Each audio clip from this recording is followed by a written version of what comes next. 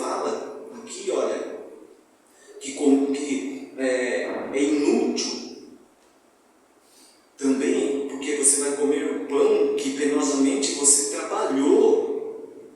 E ele vai dizer aos seus amados, ele o dá enquanto dormem. Não é dormir, não é ficar o dia todo na cama dormindo, esperando que alguém vai trazer alguma coisa. Não, aqui ele está falando do descanso, descansar em Deus. Perceber que o Senhor provém para nós as nossas necessidades, sim, mas não nos entregarmos a essa loucura frenética que é o movimento desse mundo que leva todos a ficarem escravos do trabalho e do dinheiro e pensar que necessitam cada vez mais e mais e não esperar a suficiência do Senhor.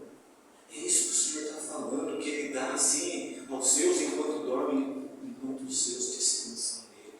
Por quê? Porque Jesus fala, entra no teu quarto, conversa com o Pai. Antes de você pedir alguma coisa, Ele sabe, já reconhece todas as suas necessidades, mas nós não percebemos isso, nós não paramos para administrar isso para a nossa vida. Nós estamos ali todo dia, sobrecarregado de coisas, sobrecarregado de afazeres, sobrecarregados de preocupações seculares, esquecemos daquilo que é celestial e eterno. Herança do Senhor são os filhos, o fruto do ventre, o seu galardão. Nós não paramos para pensar, irmãos, que quanto mais nós acumulamos tesouros celestiais, o Senhor nos recompensará naquele dia em que nós nos apresentarmos diante dEle e nós receberemos das mãos dEle o nosso galardão. Mas nós preferimos acumular coisas terrenas e passageiras que ficam aqui, e com isso nós cansamos, nós nos sobrecarregamos e nós chegamos a ponto de desistirmos de nós mesmos. É isso que acontece. Todo dia é assim, todo mês é assim, todo ano é assim, e parece que não há mudança. Não há. Porque às vezes nós vivemos o ciclo do mundo e não aquilo que Deus quer para nós. Porque a palavra de Deus, lá em Jeremias, vai dizer assim: diz o Senhor, maldito o homem que confia no homem, faz da carne mortal o seu braço e aparta o seu coração do Senhor. Percebe?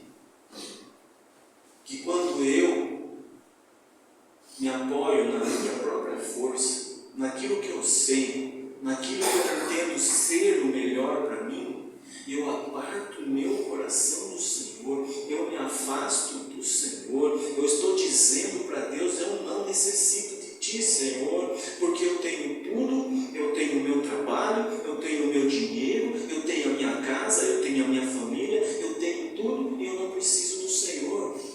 Por quê? Porque eu estou depositando tudo aquilo que eu tenho, que eu sou, naquilo que eu conquistei. E não entendo que é tudo graça de Deus. É o Senhor que trabalha conosco, é o Senhor que nos dá. O ar que nós respiramos é graça de Deus. O poder andar é graça de Deus. A razão é graça de Deus. O poder enxergar é graça de Deus. O poder abraçar o irmão é graça de Deus. Mas eu não faço aquilo que Paulo diz lá, como já foi dito, em tudo é graça, tudo bom. Poder sentar e vestir, calçar os meus pés, é graça de Deus, irmãos. Nós entendemos isso, e mais um ano termina sem entender isso. O nosso comportamento, como tem sido o nosso comportamento, nós agimos de acordo com aquilo que nós pensamos e somos imediatistas e não esperamos em Deus. Continua lendo lá Jeremias 3, onde o irmão parou. Bom é esperar a salvação do Senhor e em silêncio. Bom é esperar a salvação do Senhor e em silêncio. Descanso. Descanso. Aí nós vamos ver, meu irmão precioso,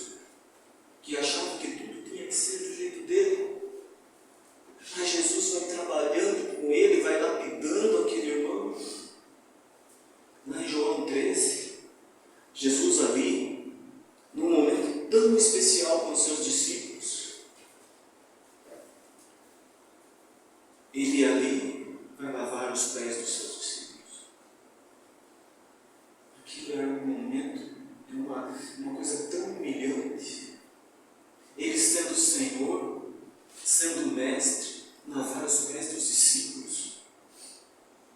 Mas quando chega naquele discípulo, Pedro, Simão Pedro, ele olha para o Senhor e diz: não, Senhor, de maneira nenhuma o Senhor vai lavar os meus pés. Imagine Pedro ali, o sentimento dele naquela hora, achando que o que ele estava dizendo e o que ele estava tentando transmitir ali era o certo e o correto. Ele é imediatista. Jesus fala para ele: não, se eu não lavar os teus pés, você não tem parte comigo. Você não tem participação comigo. Imagina, eu sou o teu mestre, mas se você, Jesus até entende, você deveria lavar os meus pés, mas não. Se eu não lavar os teus pés, você não participa comigo. E o que nós temos feito da nossa vida, irmão? Tudo que nós temos feito, será que nós temos participação com Ele em tudo que nós temos feito? A palavra de Deus é para nós analisarmos e pensarmos, refletir sobre a nossa vida, porque nós somos filhos de Deus. E enquanto nós estamos aqui, irmãos, o Senhor nos dá a oportunidade de voltarmos e nos achegarmos mais a Ele. Então Pedro fala: não, Senhor, então lava todo o corpo. Pedro, você já foi salvo. Seu corpo já está lavado, Pedro. Agora os pés necessitam ser lavados, porque está contaminado com as coisas desse mundo e falta de santificação diária. Todos os dias da nossa vida. Lavar os pés ali é um símbolo de amor e de santificação, onde o meu agir como um santificado de Deus vai santificar a vida dos nossos irmãos também. Esse Pedro está sendo trabalhado, irmãos. Jesus fala, olha, lá em Mateus 16, Jesus fala: olha, eu necessito, eu vou para Jerusalém, eu vou ser preso, vou sofrer, vou ser espancado e vou ser crucificado. Não, Senhor, tenho compaixão de ti. Isso de modo algum lhe acontecerá. Arreda-te de mim, Satanás, porque você não cogita das coisas de Deus, você cogita das coisas dos homens. Pedro ali, na sua atitude e ansiedade de preservar a vida do Senhor, ele sugere isso. Mas Jesus repreende a Satanás, que falava através de Pedro. Mas Pedro está sendo trabalhado por Jesus. E um homem imediatista, um homem ansioso. Em João 18 nós vamos perceber que Pedro corta a orelha de Malco, tentando livrar Jesus daquilo que era só Jesus clamar ao Pai, e o Pai enviaria legiões de anjos ali a favor dele. Mas ali é a vontade do Pai que está se cumprindo na vida do Filho, apesar da dificuldade. E Jesus cumpre a vontade do Pai por amor ao Pai, amor aos seus, amor à igreja. Mas Pedro não entende, ele corta a orelha de Malco. Jesus restabelece a orelha de Malco, mas repreende a Pedro. E as coisas vão acontecendo.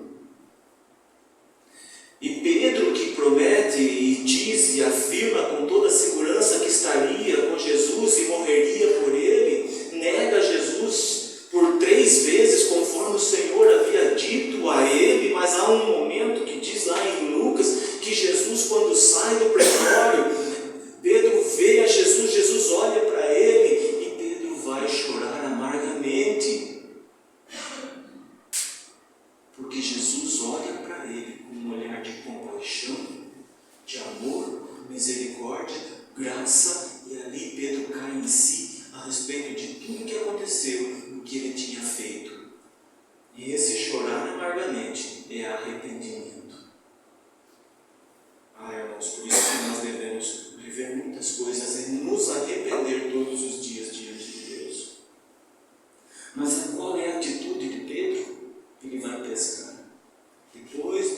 Cristo haver ressuscitado, de tudo que ele viu, de tudo que ele aprendeu, ele foi pescar. E ele era um influenciador, leva todos os outros que estavam com ele e vai pescar. Mas o Jesus vai lá tratar com ele. Tu me amas, Pedro? Sim, Senhor. Senta as minhas ovelhas, cuida delas. Tu me amas, Pedro? Sim, Senhor, eu te amo. Então pastoreia as minhas ovelhas, alimente-as. Tu me amas, Pedro? Senhor, tu sabes que eu te amo. Então apacenta as minhas ovelhas. Jesus está dando uma missão ali, aquele homem imediatista, aquele homem que agia conforme o seu pensamento ansioso. Jesus estava confiando a ele as suas ovelhas. Sabe, irmãos, às vezes nós somos pegos, como eu fui pego, numa crise de ansiedade, porque às vezes eu não deposito toda a minha vida diante de Deus, eu não deposito toda a minha confiança no Senhor, eu não paro para atentar para tudo aquilo que o Senhor é para mim, e depois atentar para tudo que Ele já fez e tem feito para mim e para a minha família, e também para a igreja, que são os meus irmãos em Cristo. Eu faço como aqueles no deserto, como diz aqui no Salmo 106, eu gostaria de ler alguns versículos para os irmãos, para que nós chegamos ao entendimento. Salmo 106, 7 vai dizer ali, o salmista dizendo, ele fala assim: nossos pais no Egito não atentaram às tuas maravilhas, não atentaram, porque eles não prestaram atenção, eles estavam distraídos com outras coisas, eles distraíram com as coisas do Egito e não atentaram às maravilhas que o Senhor fez ali, mostrando para eles que o Senhor estava no comando ali, que o Senhor é o Deus Todo-Poderoso, que o Senhor é quem os tiraria dali através de Moisés. Então eles não pararam, eles não atentaram para isso. O foco deles estavam dispersados, eles não tinham um foco único como nós devemos ter, como filhos de Deus, e nós sabemos que o nosso foco é Cristo. Nós sempre dizemos isso, mas não se incomode, porque Paulo diz: não me importa repetir-vos muitas vezes a mesma coisa, mas importa que nós cheguemos ao entendimento. Mas o povo não atentou. E por não atentar, eles não se lembraram da multidão das tuas misericórdias. Quando eu não presto atenção, eu não aprendo. E aí, eu esqueço, eu não lembro, não dou importância. E por não lembrar, eles foram rebeldes junto ao Mar Vermelho. Está vendo, irmãos? Não parar para tentar as coisas de Deus, não lembrar das coisas de Deus. E Jeremias vai dizer, né, que ele preferia trazer à memória aquilo que lhe dava a esperança. E a nossa esperança é Cristo. E nós não paramos para atentar no que Cristo fez e está fazendo para conosco. Nós não lembramos de Cristo e nos tornamos rebeldes naquilo que diz obedecer a Deus e entregar tudo isso aos irmãos. Mas Ele os salvou por amor do seu nome. Irmão, se nós estamos aqui, é porque Deus nos amou, sim. Mas Ele nos fez a chegarmos a Ele por amor dEle mesmo. Para fazer notório o seu poder.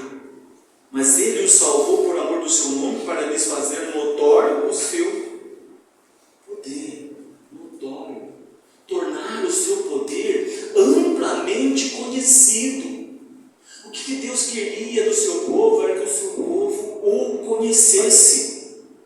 E em conhecê-lo, o povo conheceria a si mesmo e se arrependeria. Era isso que o Senhor queria, mas eles não.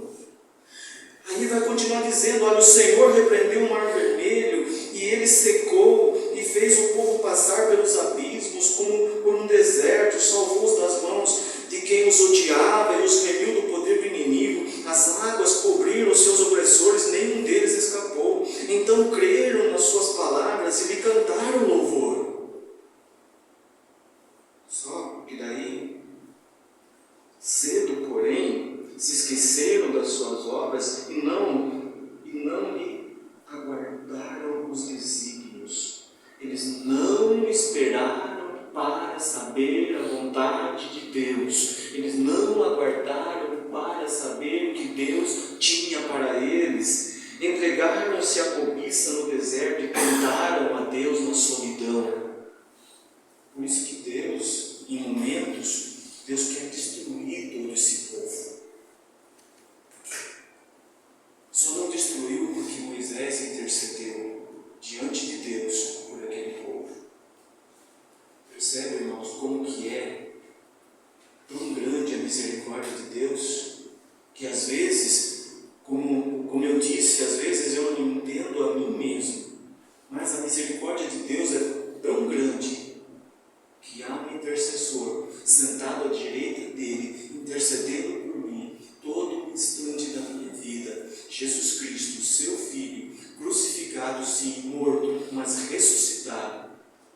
Amém. Voltou aos céus, está sentado à direita do Pai, intercedendo por mim e por todos nós. Aquele povo só continuou porque Moisés intercedeu por eles. E aí nós vamos ver que Saul também desobedeceu, não agradou a Deus, não aguardou a chegada de Samuel, porque confiou na sua própria espada e, desesperado, ansioso, porque todo o seu exército ia se dissipando, então ele vai lá e oferece o holocausto a Deus.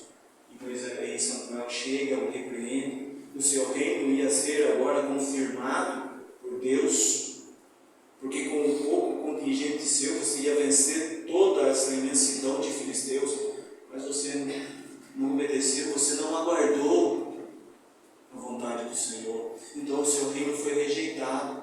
Agora o Senhor vai preparar, e já preparou, um homem segundo o coração dele. Percebe, irmãos, o que a inquietação e a ansiedade nos leva?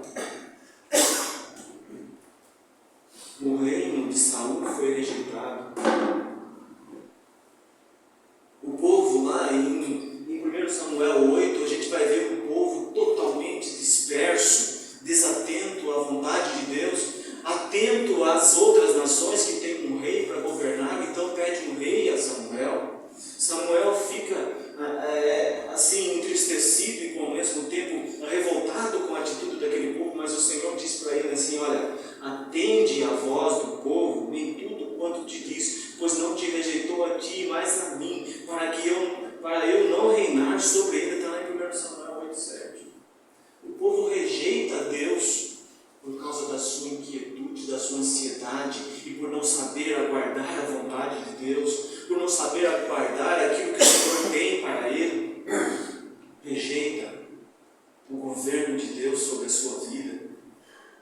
Que nós possamos repensar, irmãos. Será que o trabalho não está governando a nossa vida? Será que o dinheiro não está governando a nossa vida? Será que o comer bem não está governando a nossa vida? Será que o vestir as melhores roupas não está governando a nossa vida? Será que não vestir o melhor calçado não está governando a nossa vida? Enquanto há no mundo nações que passam fome, andam descalços com roupas rasgadas, porque não têm acesso àquilo que nós temos acesso, e nós não agradecemos a Deus, não damos graça a Ele em nada.